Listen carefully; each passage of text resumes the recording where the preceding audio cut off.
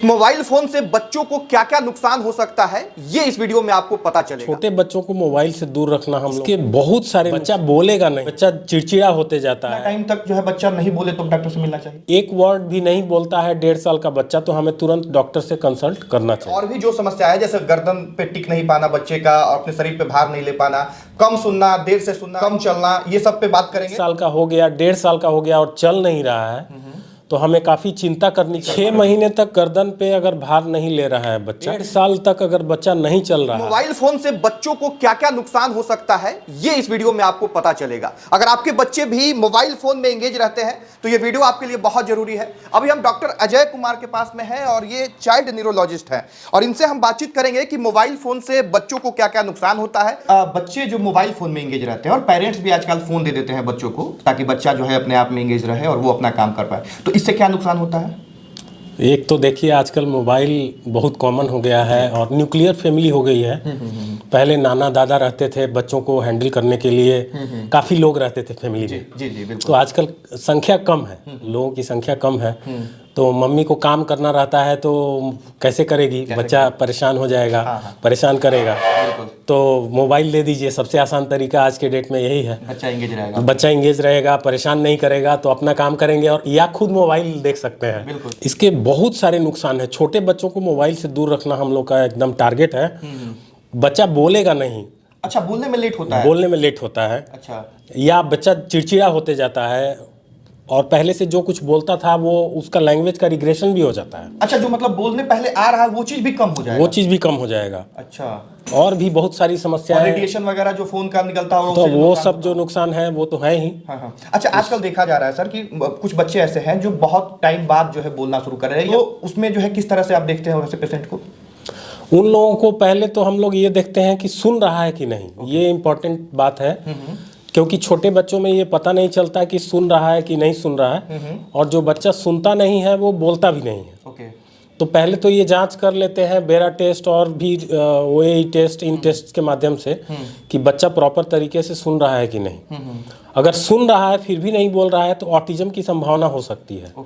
तो उसके लिए उसका असेसमेंट होता है और फिर therapy, occupational therapy, speech therapy और एबीए थेरेपी, इस तरह की बहुत सारी थेरेपीज हैं जो कि करवाई जाती हैं।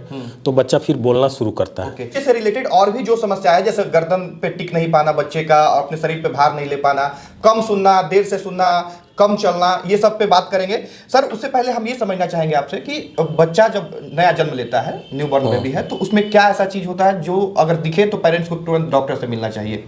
छोटा बच्चा न्यूबॉर्न बेबीज में फीडिंग का इशू हो, बच्चा दूध नहीं पी रहा है, माँ का दूध नहीं पी रहा है और बुलाने पे ध्यान नहीं दे रहा है, कुछ दिनों के बाद, 1-2 महीने के बाद बच्चा माँ के चेहरे की तरफ देखता है, आई कांटेक्ट करता है, कोई आवाज़ हो तो उस तरफ धीरे धीरे गर्दन को घुमाता है, तो ये सब उसका माइलस्टोन नॉर्मल अचीव नहीं कर रहा है, अगर डेवलपमेंट नहीं हो रहा है। और थोड़ा और बड़ा होने के बाद, 3-4 महीने का होने के बाद अगर बच्चा गर्दन नहीं संभाल रहा है और बड़ा होने के बाद अगर बैठ नहीं रहा है और 1 साल का हो गया, 1.5 साल का हो गया और चल नहीं रहा है तो हमें काफ़ी चिंता करनी चाहिए कि ऐसा क्यों नहीं हो रहा है। और डॉक्टर से मिलना चाहिए? डॉक्टर से मिलना चाहिए। अच्छा, कितना टाइम तक जो है बच्चा नहीं बोले तो डॉक्टर से मिलना चाहिए? बच्चा का बोलने का 1-1.5 साल तक बच्चा बोलना शुरू कर देना चाहिए। ठीक है। सिंगल वर्ड आ जाना चाहिए उसको।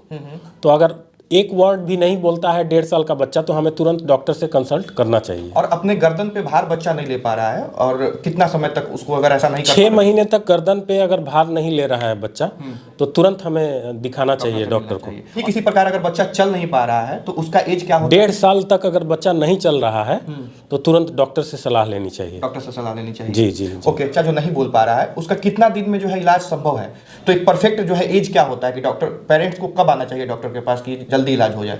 जितनी जल्दी आएंगे उतना अच्छा इलाज हो पाता है। जैसे 1-1.5 साल में बच्चे का एज है बोलने का, तो उस समय अगर नहीं बोलता है तो उस समय अगर बच्चा हम लोगों के कांटेक्ट में आता है तो जल्दी ही अच्छा रिजल्ट मिलता है। कितना टाइम लगता है सर इसको रिकवर करने में, मतलब ठीक करने में बोले तो? थोड़ा समय इसमें लगता है। ये कोई दवा की तरह काम नहीं करता है। इसमें 1 साल 2 साल इस तरीके से समय लग सकता है। या उससे ज़्यादा भी कभी कभी लगता है। और प्रॉपर तरीके से अगर सुनने का इशू है और सुनने की मशीन लग जाए और फिर स्पीच थेरेपी होने लगे तो बच्चा बोलना शुरू कर सकता है। अच्छा, बहुत से ऐसे बच्चे होते हैं जिन्हें आम बोलचाल की भाषा में कहें कि मिर्गी आता है, उन्हें दौरा पड़ता है, तो क्या वैसे बच्चे ठीक हो सकते हैं? हाँ, मिर्गी के बच्चे का काफ़ी सारे बच्चे तो ठीक हो जाते हैं और काफ़ी सारे बच्चों का दवाइयों पे बहुत अच्छा कंट्रोल होता है। पहले जो समझते थे भूत प्रेत की वजह से या ये साया वो साया झड़वाना फुकवाना, वो सब अब पास्ट की चीज़ें हो गई हैं। ये दवा से इसका बहुत अच्छा इलाज है।